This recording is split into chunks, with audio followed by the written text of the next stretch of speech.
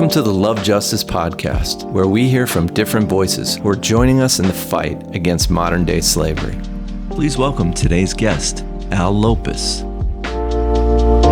Welcome to the Love Justice Podcast. Today we have the privilege of welcoming Al Lopus, the co-founder and former CEO of the Best Christian Workplaces Institute, an organization dedicated to helping Christian ministries and nonprofits build flourishing workplace cultures.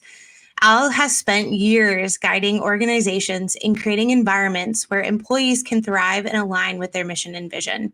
In this episode, we'll dive into the importance of workplace culture, explore key factors that lead to flourishing Christian organization, and discuss Love Justice's own journey with Best Christian Workplaces. Welcome to the podcast, Al. It's great to be with you. Thanks so much for including me in your podcast. This is really a pleasure. We're glad to have you, and we're grateful for Best Christian Workplaces. So thankful for the work you guys do. Well, we're also thankful for the work that you do. Love Justice is just what you do is so important in this world. Well, let's jump in right there, right? Like we happen to be listed among the Best Christian Workplaces, which we're very thankful for and proud of, and part of that are the services that you guys provide. So let's kind of start there. Like tell our listeners, who is Al, and then what does Best Christian Workplaces really do? Like what are you guys up to? Well, I really have a vision that Christian workplaces set the standard as the best, most effective places to work in the world. So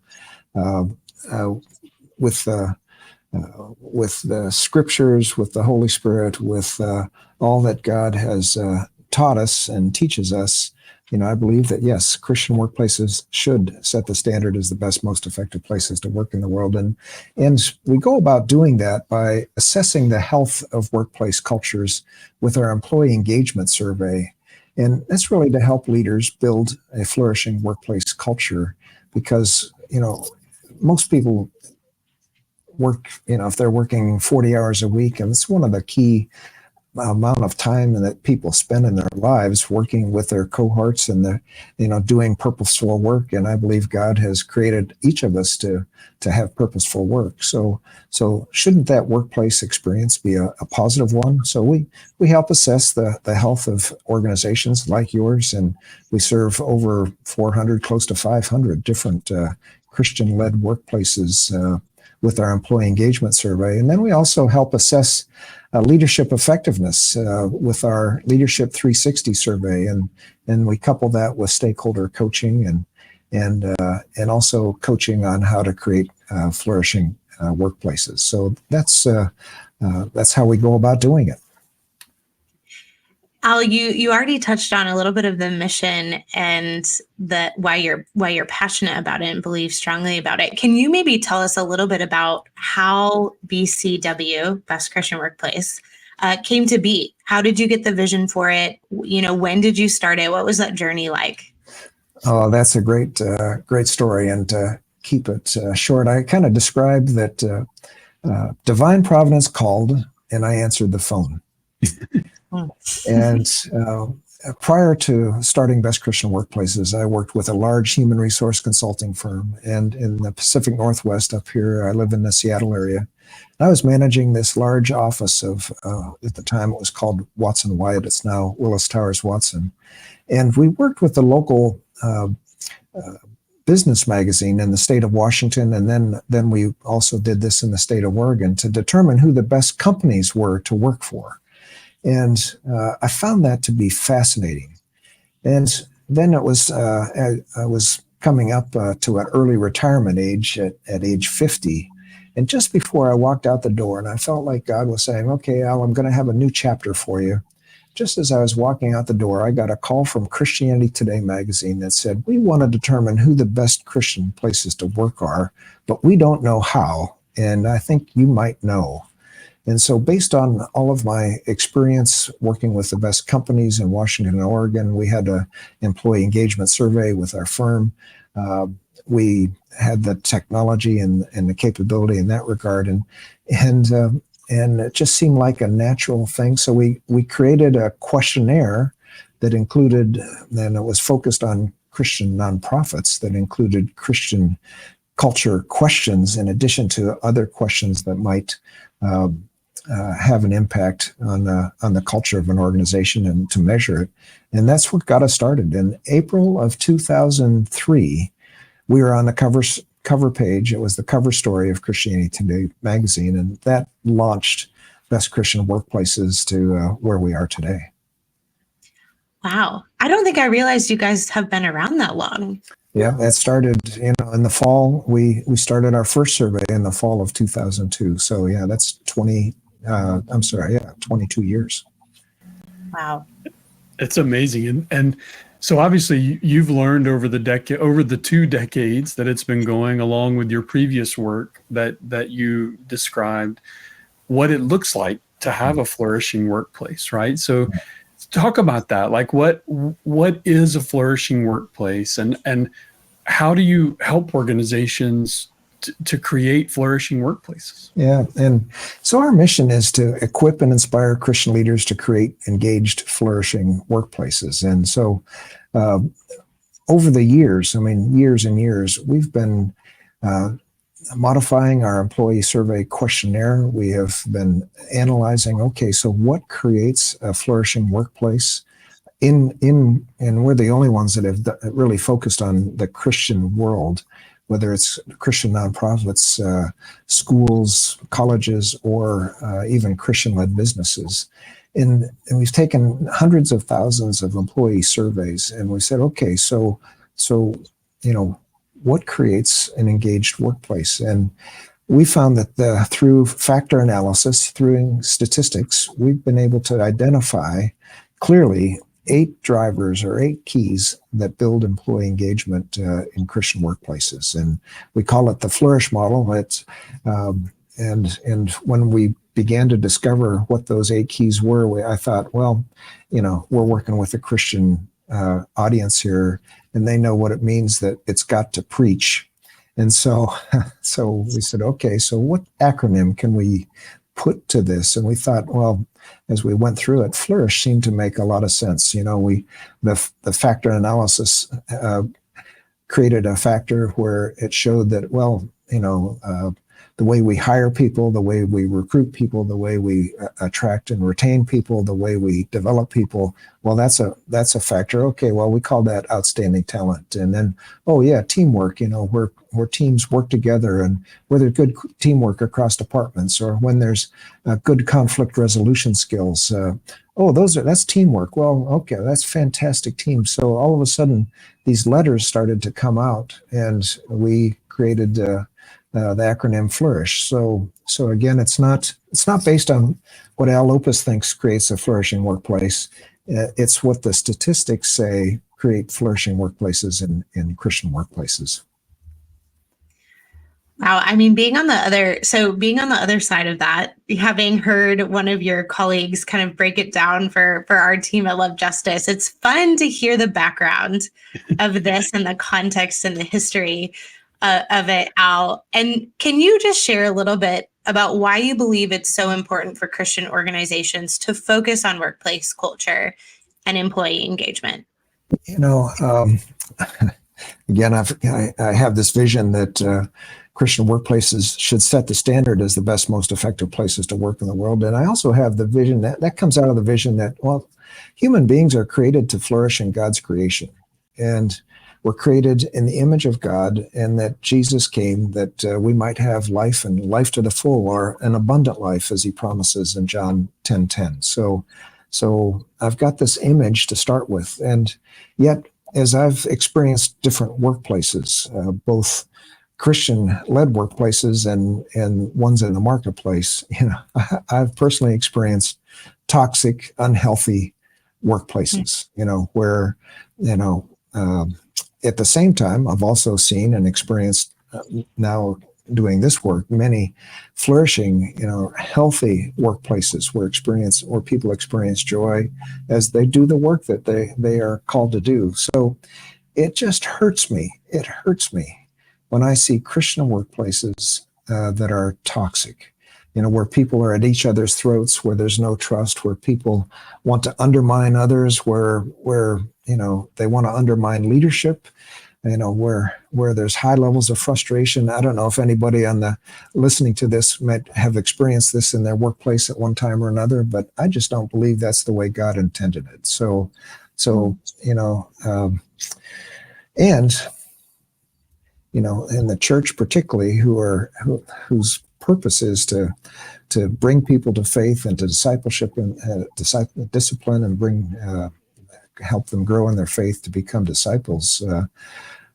Toxic workplaces don't attract people to Christ in the first place. They actually, I believe, people are repelled by toxic Christian workplaces. So where people aren't flourishing, it's not a good witness. I just did a podcast recently with Rich Stearns, who was the 20-year president of World Vision, and he had stenciled across his office that we're to be ambassadors for Christ. And so to be an ambassador, we need to reflect who God intended us to be, I think, a flourishing people. So yes, I believe Christian workplaces should be the ones to set the standard as the best, most effective places in the world. Yeah. So that's my holy discontent when I see Christian workplaces that just are toxic.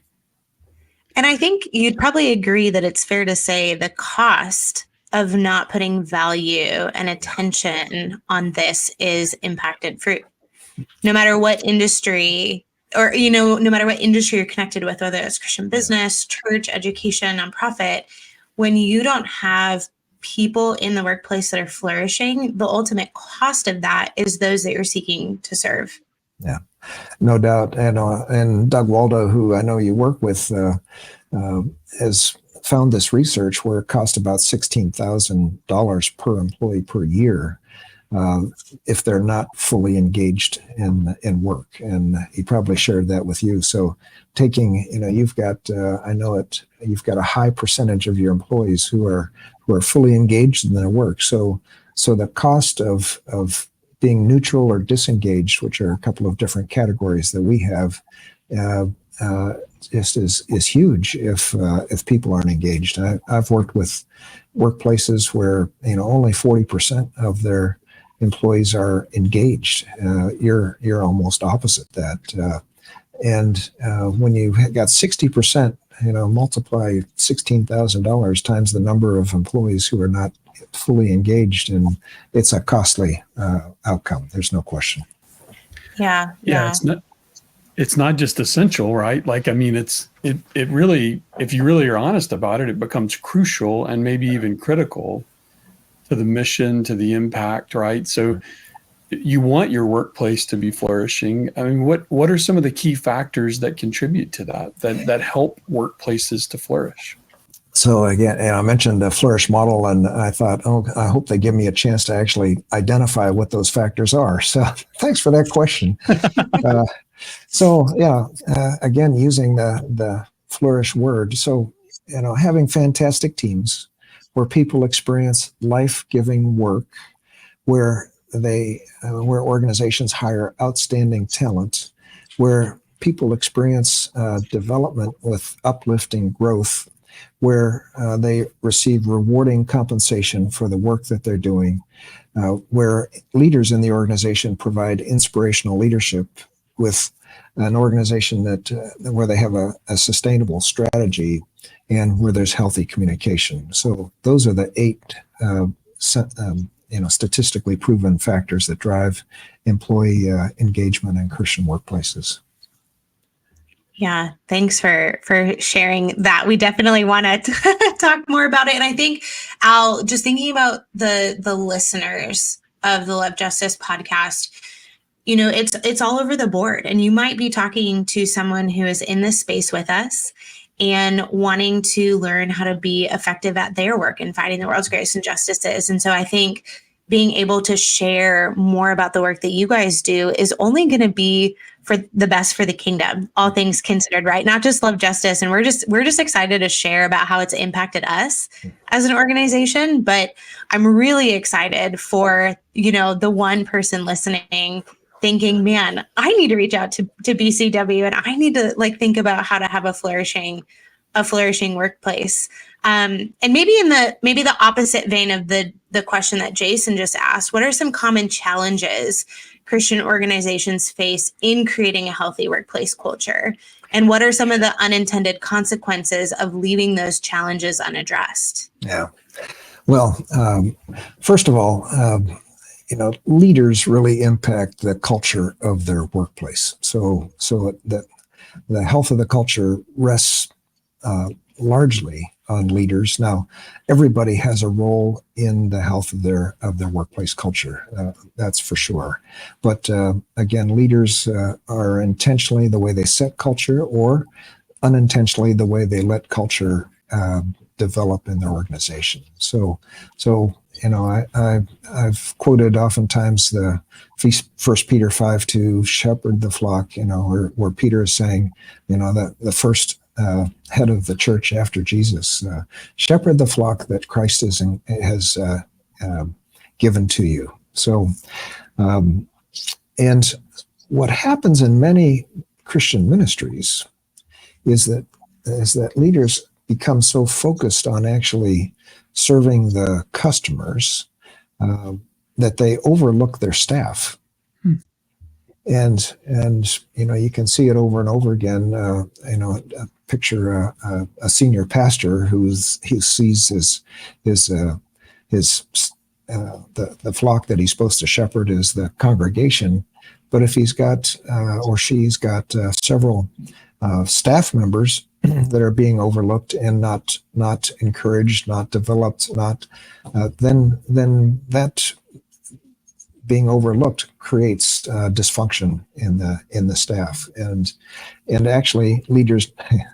One of the problems that they oftentimes they don't understand that when the staff when they delegate to the staff to actually serve on the front line of the ministry's work, when their frontline people are positioned to serve most effectively, that's when the organization is most effective. So that's what one thing I've seen in the past. And when people who have read the book Road to Flourishing, they oftentimes tell me the best chapter, the chapter that really makes a difference for them, is rewarding compensation. And nobody comes into a Christian ministry expecting to make a lot of money. There's no question, but oftentimes compensation is just overlooked by leaders, and it's not competitive, and it doesn't provide a sense of recognition that people actually deserve. So,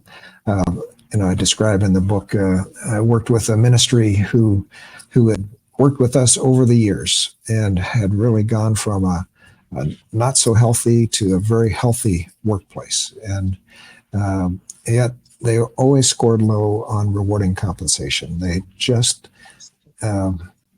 didn't bite the bullet that said, yep, we need to pay our people more. And in fact, and this is a large ministry, and a compensation analyst there in human resources did a gap analysis, discovered there's a $3 million gap between what competitive would be with other nonprofits and what they were paying, and they just wouldn't address that. And they've gone through a period where they've lost a lot of their best people, and so the ministry is not thriving, not flourishing the way it could. So that's an example. Yeah. Wow. That's significant. Yeah. And, I think we keep hitting on it. And even for the focus of this podcast, it's so important that people understand you can't engage in the mission that you think matters most if you aren't flourishing. Right. And so leaders want their organization, they should, let's put it that way. Leaders should want their culture and their organizations and their people to flourish, so that their mission can flourish in the way that it's having impact. how do you measure that, right? Like, how does BCW measure the success of an organization's workplace, whether they're flourishing or not, or how do they measure if they're not flourishing, right? What do those metrics look like? So yeah, great question, because and you use the magic word, and that is measure. And the beauty is you can measure it. We've all heard culture eats strategy for breakfast, and well, how do we know if we've got a good culture? Oftentimes, you can measure the effectiveness of the strategy different ways, but it's through the employee engagement survey that we've developed and honed and tested and modified over the years. That is the way that we can measure it, and with great accuracy. We've done a thorough statistical analysis. In fact, we do this every year to make sure that the questions that we ask actually relate to and highly correlate with our bottom line definitions of engagement. And we want, and we define engagement where people actually have an emotional connection between themselves and the organization they're working with. And I'm sure, and what the survey says at Love Justice is that, yeah, people are connected to the work that you're doing. They love the work. They find that you're doing effective work, and they want to be part of it. And isn't that what we all want? That's life-giving work, where we are able to connect the work we do with the mission and goals of the organization, how that makes us feel like we're providing, a valuable service to the world. And so measuring the health of your culture using a verified third-party type of a survey like you've done is the only and best way to do it. Yeah. And a lot of your listeners are saying, well, I can create my own survey. And I'm going to say, well, it never will be as effective as having a third party that's got a tested, proven survey, for sure. Yeah, one that's been refined the way you guys have refined it over the years, one that's been, and you've got, it's almost like in science and even in, medicine, where you've got gold standard testing versus internal testing, right? And I think that's what you're referring to. And that kind of evaluation is super informative and can be incredibly culture shaping. So yeah. I love that. Yeah, it's one of the things, oftentimes, when you do your own internal survey, you sort the responses high to low, and there's no benchmarks to really compare with. And what's always going to happen is the compensation competitiveness question will usually be the lowest scoring question. Well, but it may not be actually a low score because of just the topic of compensation. When I was with my previous firm, that always came, the compensation question came up, and I'd say, well, I really feel like I'm fairly paid, but do I want them to know that? Yeah.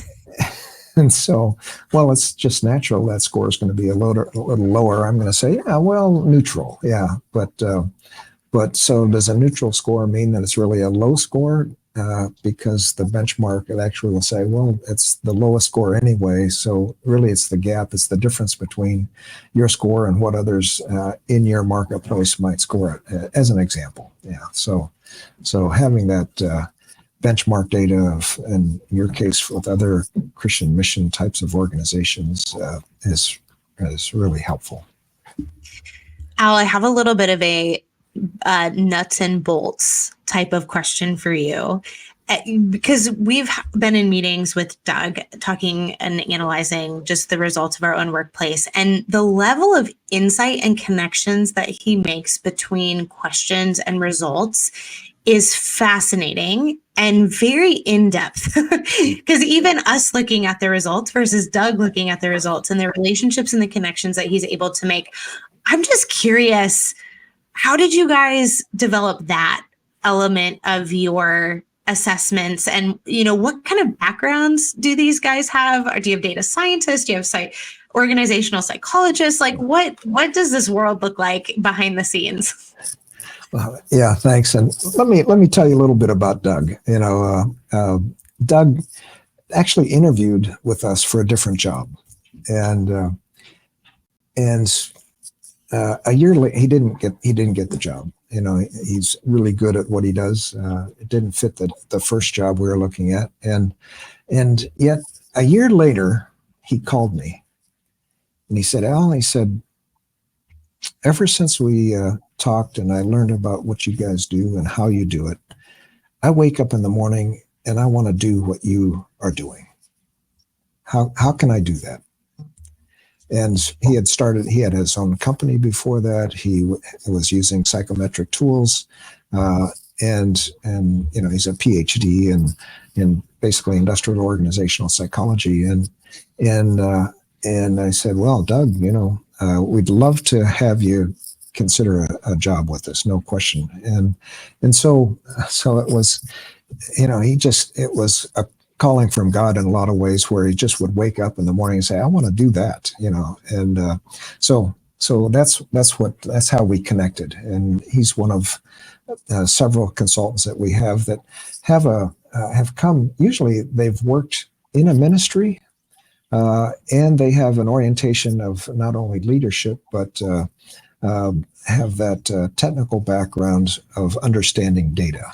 And a lot of people in ministry are very relational focused, and we're relational focused. That's one of our core values, but also data focused. And so as we've and it's often a case of and I remember saying to a ministry, "Well, the one area I'd really focus on is the focus that you have in a certain part of the country. That's not going so well." And the leader will look at me and say, "How do you know?" Because they know that that's not working so well in that part of the country, but the data will tell us.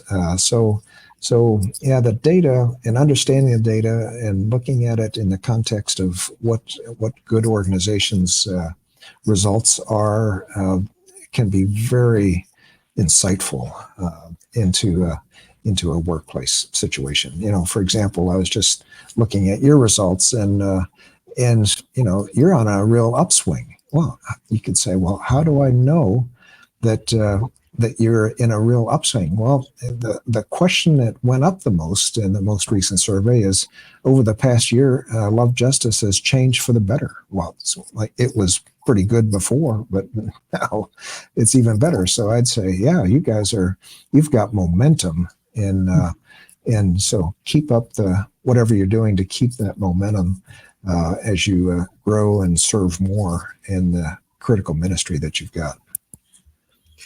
Yeah, thanks, Al. You're jumping ahead just a little bit, because I do want to get into some of the aspects of Love Justice's workplace results. But before we do, I want to talk about just the trends that you're seeing in workplace culture within Christian organizations today. And if I'm not mistaken, you guys are getting ready to release, potentially for the first time, a PDF or a report that kind of shows some of the findings that you guys have been seeing over the years. And we would love to direct listeners to that report, whether that's through your website or whatever we can link in the podcast notes. But I think that information is so valuable.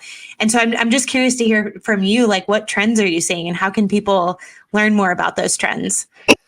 Well, you're talking to a report that is out called the State of the Christian Workplace. And so if you go to our website, www.workplaces.org, it'll pop right up and you can put in your email and get a copy of the State of the Christian Workplace. And we look at it by sector. So, Love Justice, you're a Christian mission organization, and we're looking at trends for those of you in that sector. Well, we also have, as I mentioned, Christian schools, Christian higher education, rescue missions, Christian-led businesses. So we've got a section for each of those key sectors.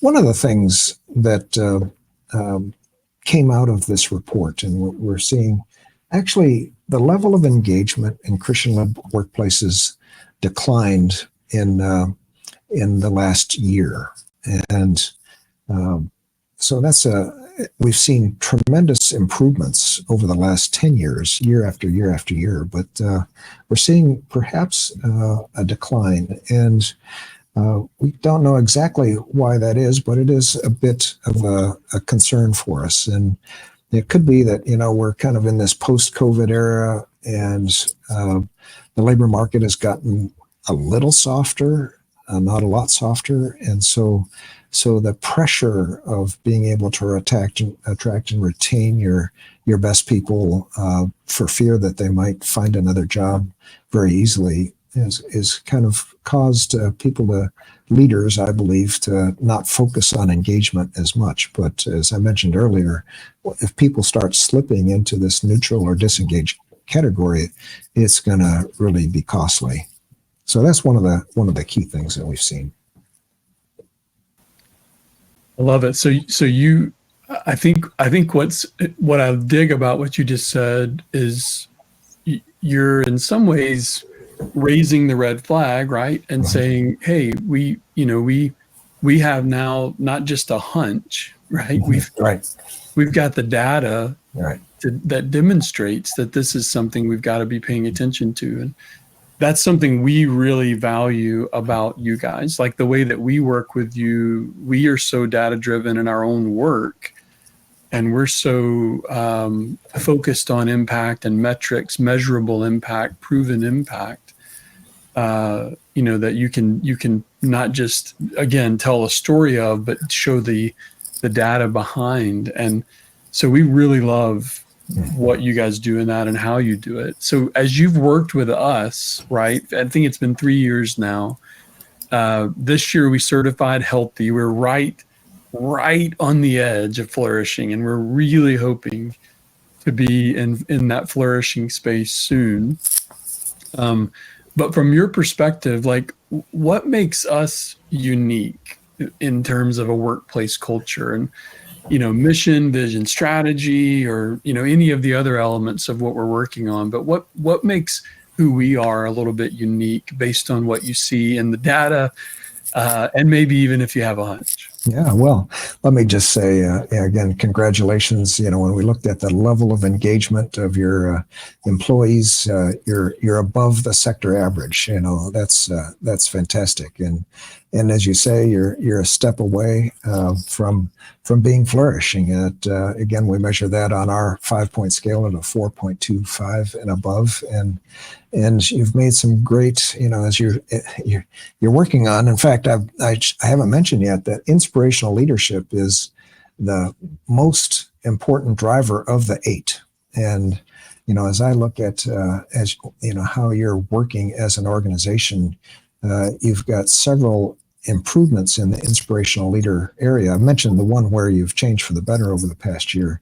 Another one is the sense of the level of excellence in your processes has improved. That's the question that your Love Justice is well managed. And another one where you're seeing higher levels of trust between leaders and employees, and that you're keeping a focus and putting Christ first in daily decision making. You don't have a bunch of me first leaders working in the organization. So you're seeing great improvements. But when I look at your strengths relative to others in your sector, clearly you've got a sustainable strategy where there's clear consensus on goals. People, this is so exciting, where people are all about the goals that you have as an organization. They're like arrows moving in the same direction.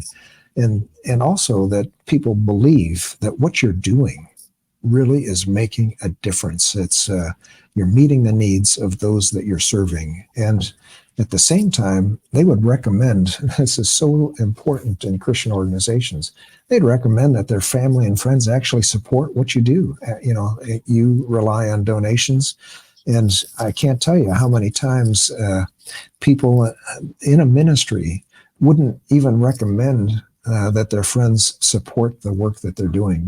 But at Love Justice, that's what you're doing. And then at the same time, I'll say that your communication is just really strong. And what your leaders are doing is that they're seeking the suggestions of your staff and your employees on the front line. And because that's where the where the action is. And if an organization is going to stay effective and meaningful, they need to be close to those that are actually doing the frontline work.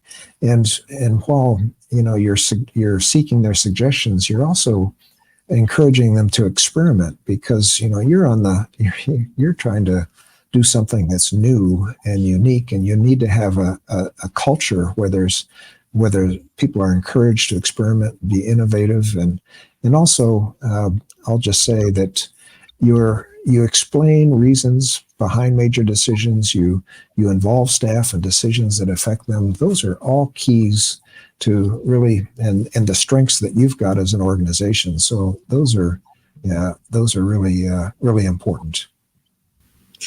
Yeah, Al, I would just say, just echoing what you had said earlier in the podcast around having that third party coming in and making those recommendations. I 100% agree with you. And when you say Love Justice is growing for the better and on the upswing, I personally think it's because of our work with BCW. And there's been a tangible, palpable difference, in my opinion, kind of before BCW and after BCW.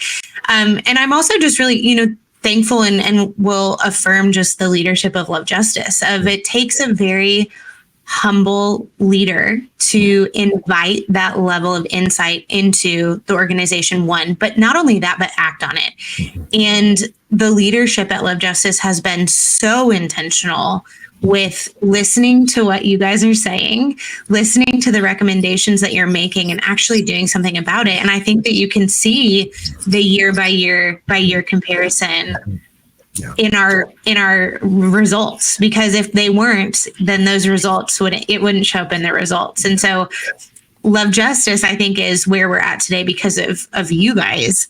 And what's really interesting, or maybe some connections that I'm making, so you can correct me if I'm off base here, Al. I want you to, if this is the case. But what's interesting is you're seeing this maybe upswing from your side of looking at the employee engagement results.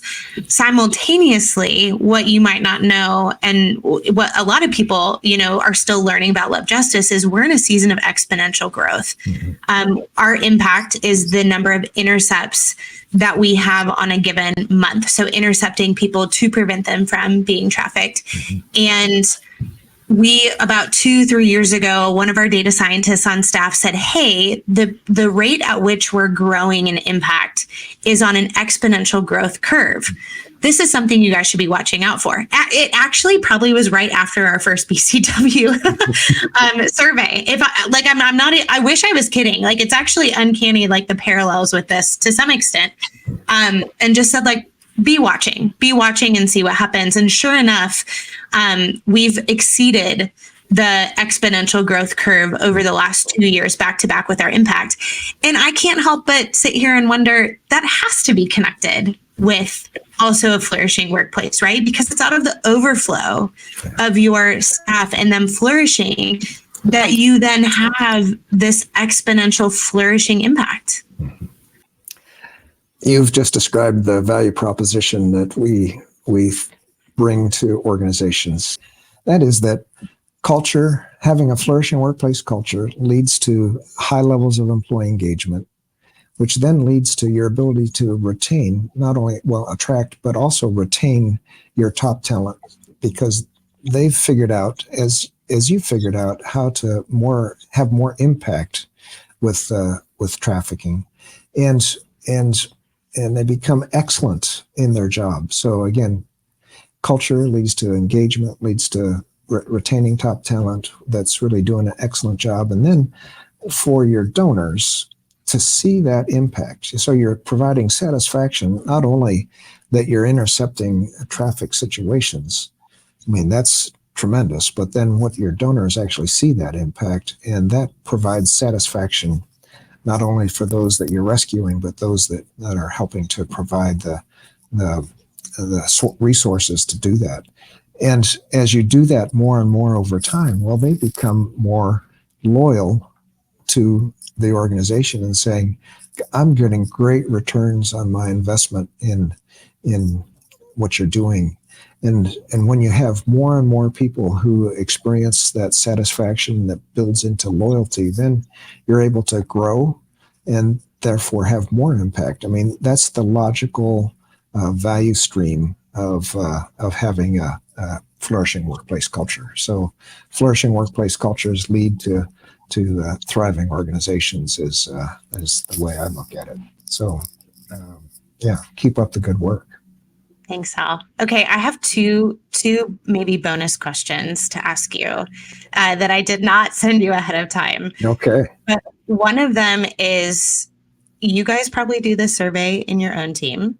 What is one thing that you're working on this year to make your workplace even more flourishing? I'm probably assuming that you're flourishing, but still, it doesn't mean, I think Doug also said, we're not perfect either. And we're also working on some of these things. So I'm just curious, what's one thing BCW is working on? Yep. So first of all, let me say, yes, we take our own medicine and we do our own engagement survey. We've been doing it for years. And for CEOs who are listening, who are like, I don't know that I really want to know because I might be afraid of what I find out.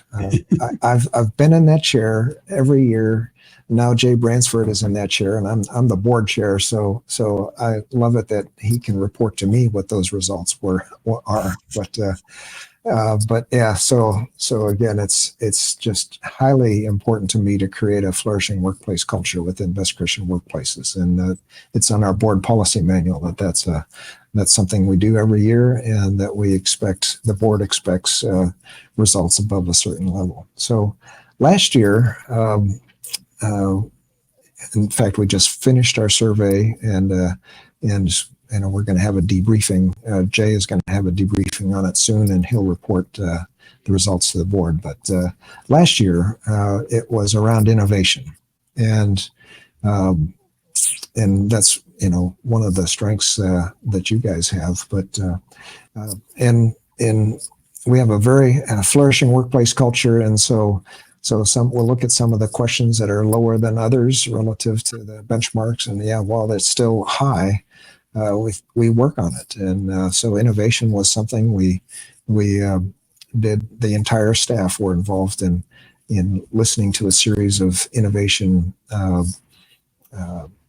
programs, videos, and then a lot of discussion around, well, how do we actually innovate what we're doing? And we're actually now in this last year, we've completely rebuilt our 360 survey platform and improving that. And we're going to continue to innovate with using more of an easier to use executive summary that comes out faster. And then we're going to be working on our survey platform. So those are examples of, we also thought we needed to improve our excellence in conflict amongst our staff. And so we've done conflict management work. I mean, so those are things that have come out of the survey that will, and the beauty is when you work on those things, those survey responses go up, and that's true for us too. Yeah. Okay. Question number 2. The workplace has changed drastically since COVID, right? I think you've seen a lot more workplaces go remote. Mm-hmm. What is maybe one tip, trick, suggestion, and not trick, that's not the right word, but just your suggestion when talking to people who are managing remote teams and thinking about, how do I create a flourishing workplace that is not meeting in person? What would you say to that person? 2 things. I would say, first of all, measure it. You don't know unless you measure it. And we've already talked about that. And the second thing is, again, so frontline managers are more important than ever in my mind. And having effective one-on-ones, connecting leadership through the frontline manager to the frontline staff through one-on-ones. And I just encourage all organizations to have one-on-ones where managers are meeting with employees on an individual basis every week or every other week for a short period of time. And whether it's informal or whether there's formal questions, sometimes formal questions that, you expect, well, what did I accomplish last week? What am I working on this week? How can you manage or remove barriers so I can be more effective? Might be good questions, but keeping that connection between the leadership, the strategy, the organization, and that frontline employee through that frontline manager is key in a remote situation. Yeah, I have a follow-up on that, if you don't mind. Yeah. What if a team is working remote, like our stateside team, for example, and we know we need to be, well, we know that we trust each other and are unified and know how to collaborate and do collaborate on projects, but we want to be even more collaborative. We want a practice, right, or a habit that sets us up for success to collaborate better. Do you have any tips on that? Like, is it standing meetings? Is it, you know what I'm saying? Like, is it, what are the things you're saying to these remote workplaces that's helping them to have that kind of collaboration? Yeah, I'd say also there's nothing that does replace on at least an annual basis where you are getting people together. You know? So we're completely remote. We get together, all staff get together for 3 or 4 days in the summertime when we have a kind of a slow period for us. And, it's a highly structured combination of, work, but also team building in the same time.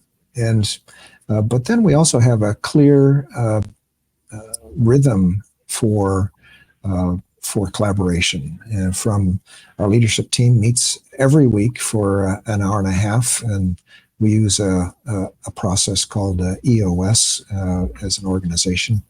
That gives, it's basically an operating system, and that there's quarterly check-ins, there's quarterly goal setting, there's annual reviews. So that's a clear, defined process, and then we have a defined process where departments will then follow up after that on a weekly basis to have regular team meetings. So having that discipline as an organization where everybody counts, everybody's involved, and then on a twice a year, at least once a year in a remote setting where you're actually getting together, you're being developed, you're building teamwork and collaboration, you're having some fun. I have fun at work is a question that we ask in our survey, as you know, and you're getting people to want to know each other so they can trust each other so they can work more effectively together. It's awesome. Yeah.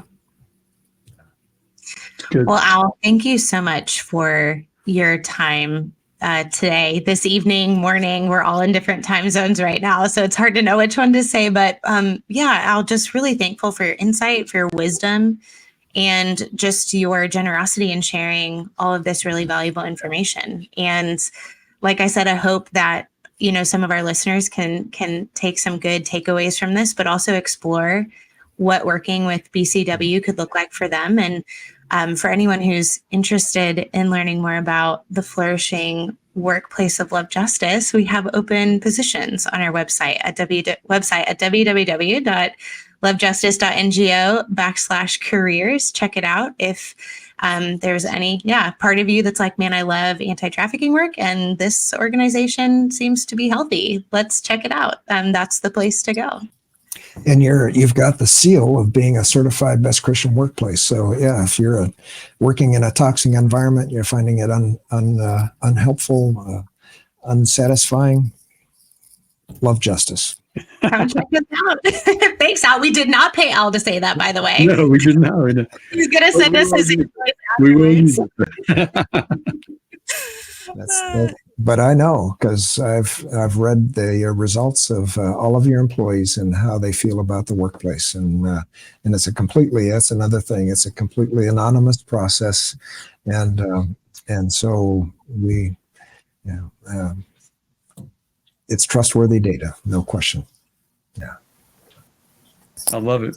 We've loved this time with you, Al. It's been really, really special, really informative, very helpful. I hope our listeners recognize the meaning of why this matters. That that impact and mission accomplishment, mission objectives being reached is near impossible, right? Without that flourishing culture. And so thank you, big time. Yeah.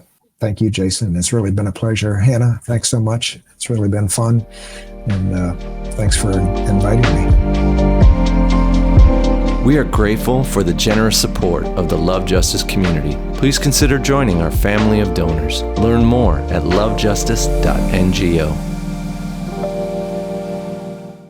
Love Justice International has internship opportunities available.